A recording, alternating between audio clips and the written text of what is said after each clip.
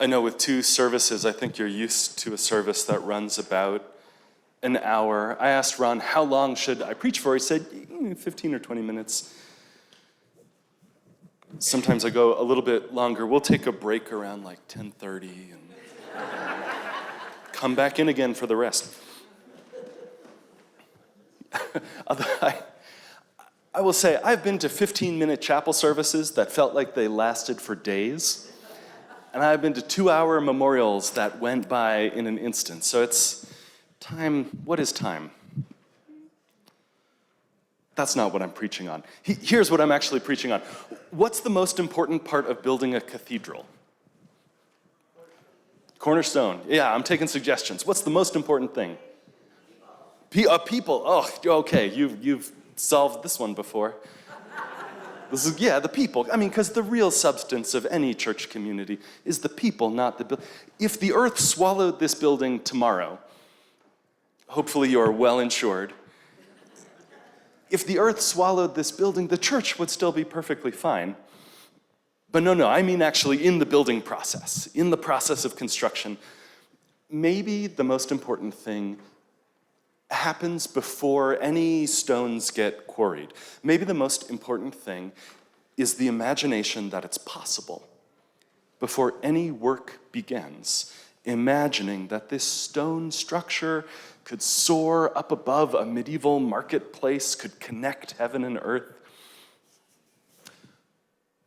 But then maybe, to the cornerstone point, maybe the most important part is setting the foundations. Building a cathedral is a generations-long process. Notre Dame in Paris took more than 100 years, and before they could build up, they had to build down. They dug 30 feet to find ground that was solid enough to put the footings that the whole building would sit on.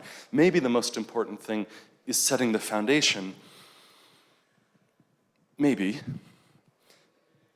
In the decades that followed, masons raised those walls one stone at a time. And maybe that's the most important part in building, right? Maybe it is the steady, patient, slow work of raising the walls, holding them fast, buttressing them so the roof won't fall in. But then, again, buildings need care over time. You know this well, being in this building. Maybe the most important part of the process was the repeated rounds of rebuilding the place. Buttresses got replaced in the 14th century in Notre Dame in Paris. Stained glass window got replaced with clear glass. Pillars got covered in tapestries as tastes changed. In the same way, I'm sure, probably there used to be an organ here in the 1890s that came down. There didn't used to be the tapestries here on the walls. Maybe the most important part of any act of creation is tending to it over time. So, okay, what's the most important part of building a cathedral? The joke here is that, well, clearly all of it is the most important part. All of it. Cathedral thinking means an attitude that we may be involved with projects that won't be finished in our lifetimes, or even several lifetimes. But nonetheless, those projects are worthy of our effort. That doesn't mean that things won't get accomplished. It doesn't mean that it's not important to actually accomplish things along the way. It doesn't mean that there's no urgency to make a difference here and now. But at the same time, cathedral thinking means that we belong to an effort that's going to unfold across generations. Cathedral thinking isn't, of course, just about buildings. Communities do this same sort of thing also. The congregation I serve in Boulder, we're expanding our building to make room for growth. We're going to break ground next summer, looks for wood to knock on, to build a new sanctuary. The architects have assured me it will take less than a century to build the addition. Every congregation is a little bit different, right? And we're growing, I think, though, for the same reasons that you're growing. And I'm a little bit guessing here, so I hope this is true, but I suspect that you're growing because you're taking your mission seriously as the compass heading to follow through the chaos of the world. I hear that you're taking seriously the renewing and transformative work of regular spiritual practice. You're doing that this morning. You're putting your values into action in the world, not just in a lovely sort of self-satisfied way saying to yourselves, oh, well, we have figured this out. You're making those things real. And you're affirming that it's more important to make room for newcomers who want to be a part of this way of living, that is more important than things being the way they always have been. The fact that you all are here at 9 a.m. on a Sunday morning as one of two services is proof of that. In Boulder, we transitioned from one Sunday service to two about 7 years ago, before I was there. And some longtime members tell me still that they feel a sense of loss that's real, that they aren't going to be able to know every single person in the community, that they, won't be able to see everyone they know on a Sunday morning every week. And that loss is real, and I don't minimize that in any way, but just at the same time, they tell the story of how they were welcomed into that community decades ago, and how much that mattered, and how that matters to them to pass it forward again, to make space. But the real cathedral project, I think, in Boulder is not the building, is not going to two services. The real cathedral project that church community has been engaged in has unfolded over the last 30 years. And to tell the real story of the actual work in that Boulder church, the hard work, the effort that unfolds across generations, the work they're still engaged in, it requires telling a difficult story, an unpleasant, difficult story. Then again, if we can't do that here, where are we going to do that? The minister who served that congregation in the 70s and 80s betrayed the trust of the congregation and used his power and influence to coerce members into sexual relationships. And in 1993, when it became public, he didn't take responsibility, he didn't face accountability, he resigned from the church, from the Ministers' Association. He literally packed his bags and left that same day. Here's the thing about 1993 then. For many of the people in that congregation, the behavior was obviously reprehensible. But for so many others then, at that time, they couldn't see the coercive power that was at play in what he did. They didn't understand that real consent requires mutuality. And just like that doesn't exist in someone's relationship with their doctor or therapist, it doesn't exist in their relationship with their minister either. Today, I think, we take that for granted, self-evident. The generation of ministers I grew up with in the 2000s, this was unambiguous, but then, in 1993, there wasn't that same clarity. And half the congregation, when he left, half the congregation wanted to kill him, and half the congregation wanted him to come back again. But with the minister gone, with this sort of inciting thing gone, the congregation took out all their anger and bewilderment and disappointment on each other. It couldn't land on him anymore with him gone.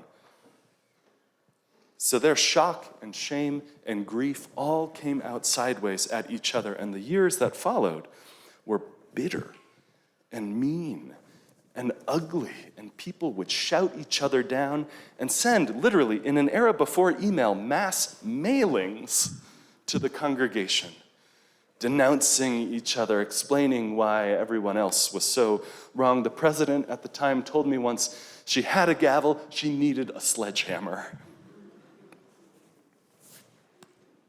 and the congregation then diminished. When the culture of a place tolerates being mean to each other, healthy people who don't want to be treated mean leave. When our rightness is a justification to treat others with contempt, people who stay are people who are comfortable with that. But here's the thing. I tell all this story because that's not where it ends. The story of that congregation is not the story about a people who were wounded a generation ago, but a people who spent a generation healing from that wound.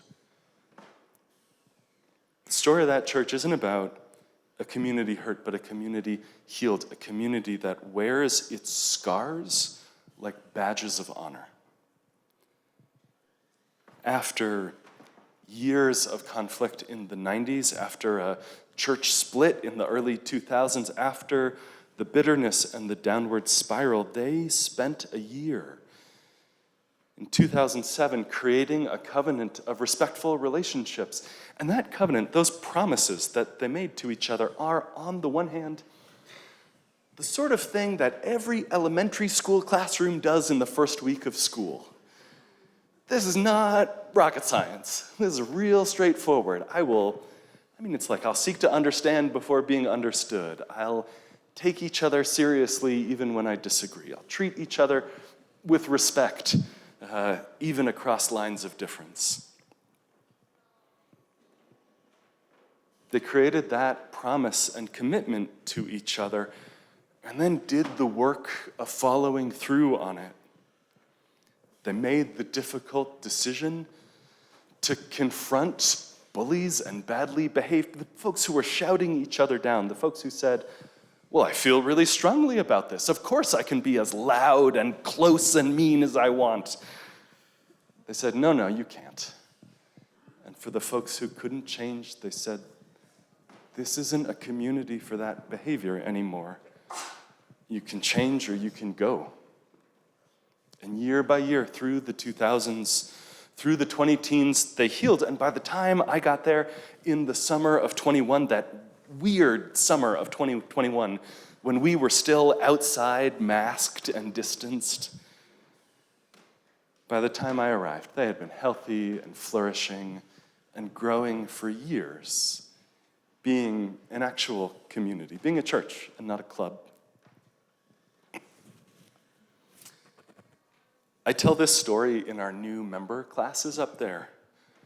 And every so often, folks ask me, why are you telling this story?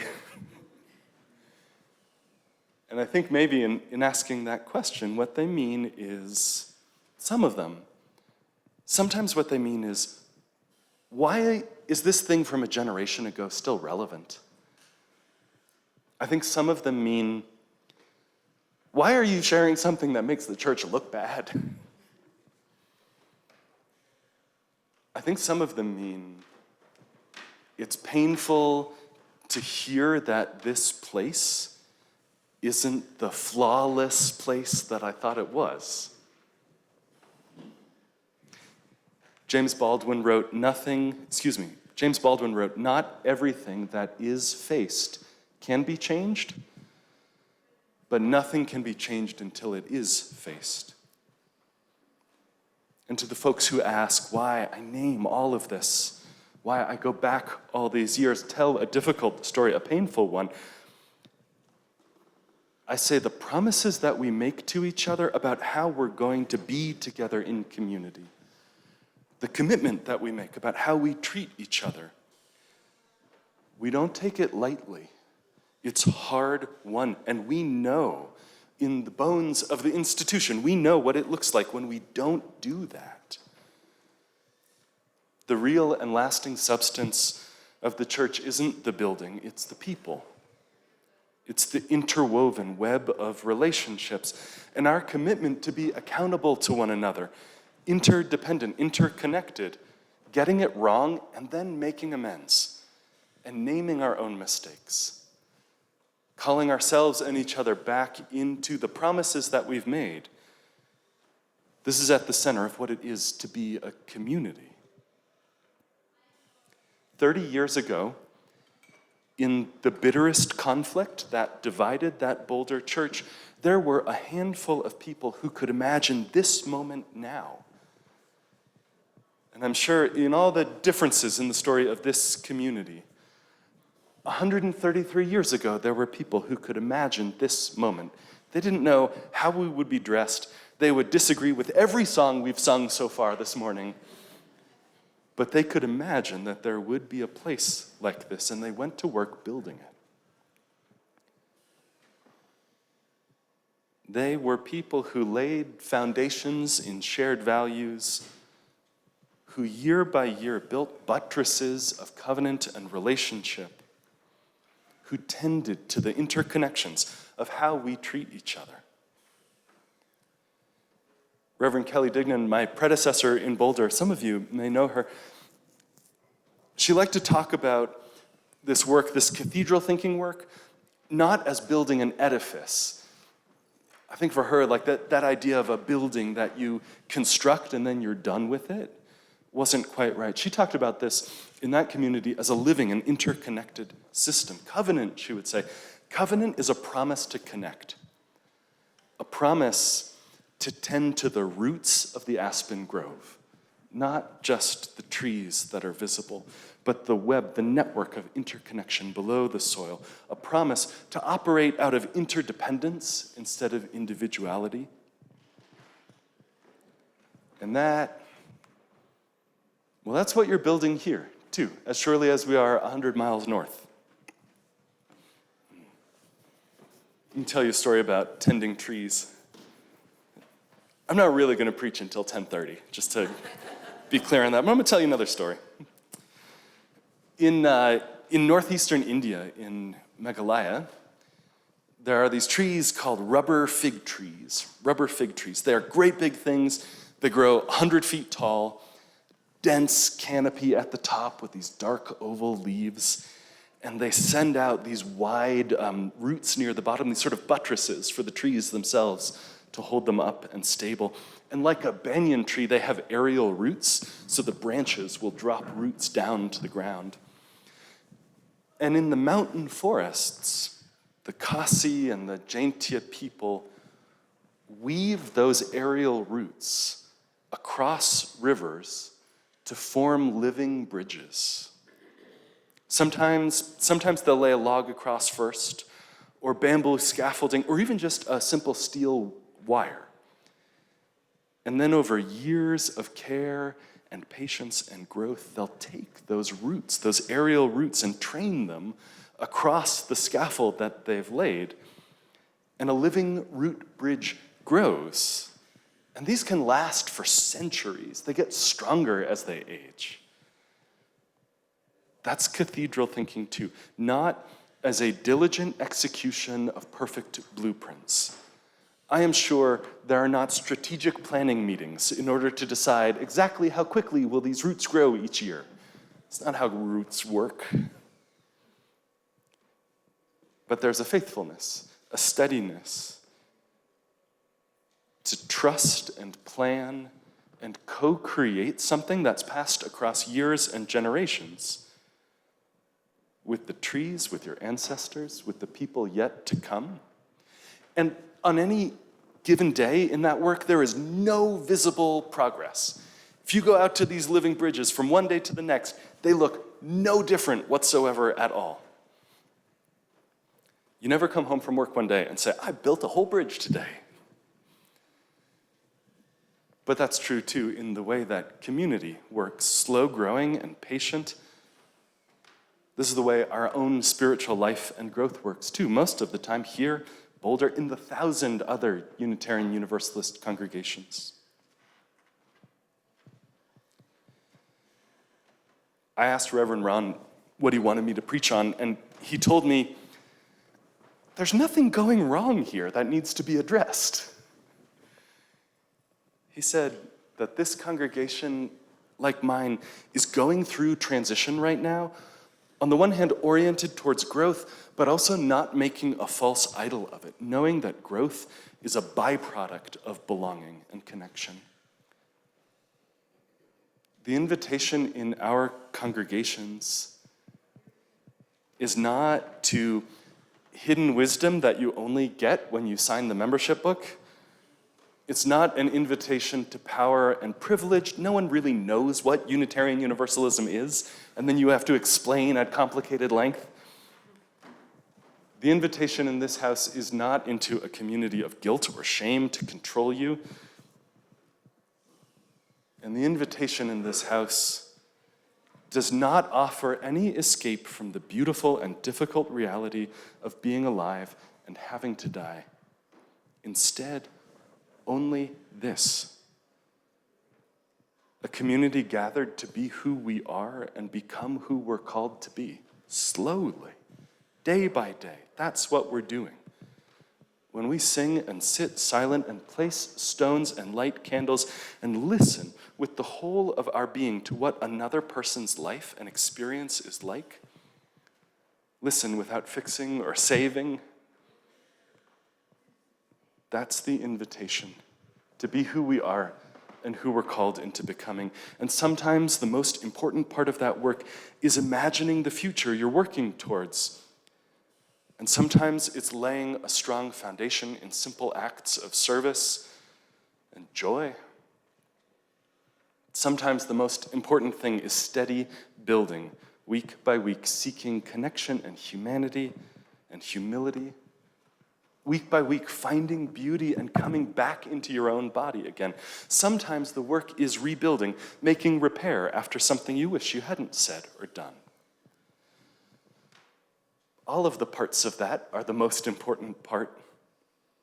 And day by day, even when it seems we make no progress, we're making living bridges of our whole lives, woven into a community that will travel together into an unknown and unknowable future.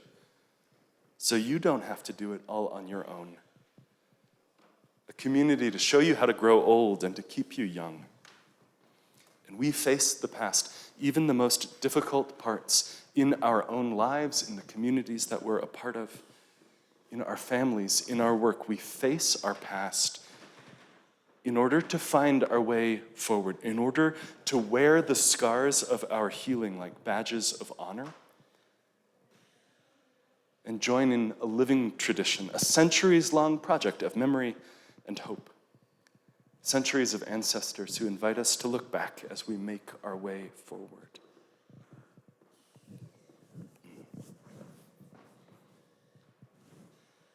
I know we're after 10. Can I read one more poem to you first, though? I'm going to, even if you say no. This is by the poet Alberto Ríos. He calls it A House Called Tomorrow. I'll end with this, and then we'll do some singing together. A House Called Tomorrow. This is what he writes, describing all of this thing, this cathedral thinking, this project of our living, of our community. He says, you are not 15 or 12 or 17. You are 100 wild centuries and 15, bringing with you in every breath and in every step, everyone who's come before you, all the yous that you have been, the mothers of your mother, the fathers of your father.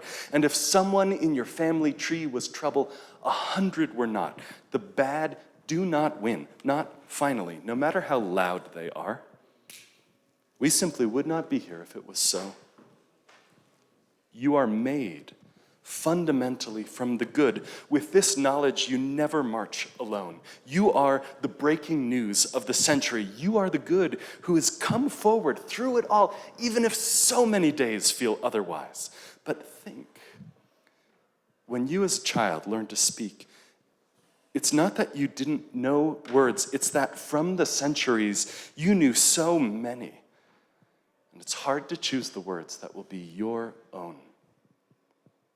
And from those centuries, we human beings bring with us the simple solutions and songs, the river bridges and star charts and song harmonies, all in service to a simple idea that we can make a house called tomorrow. And what we bring finally into the new day every day is ourselves, and that's all we need. That's all we need to start. That's everything we require to keep going. Look back only for as long as you must, And then go forward into the history you'll make. Be good, then better. Write books, cure disease, make us proud, make yourself proud.